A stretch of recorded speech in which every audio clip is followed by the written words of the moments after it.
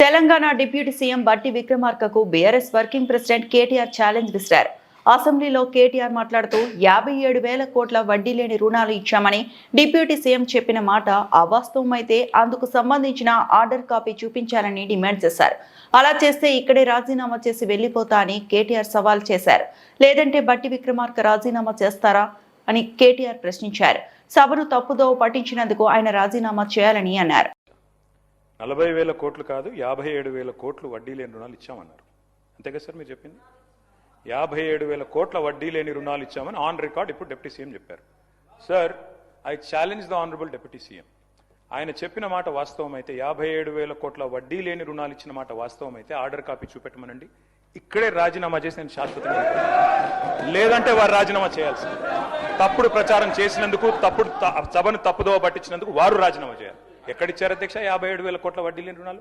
ఈ రకంగా సభను, రాష్ట్ర ప్రజల్ని, రాష్ట్రంలోని మహిళల్ని కించపరుస్తుంది మీరు.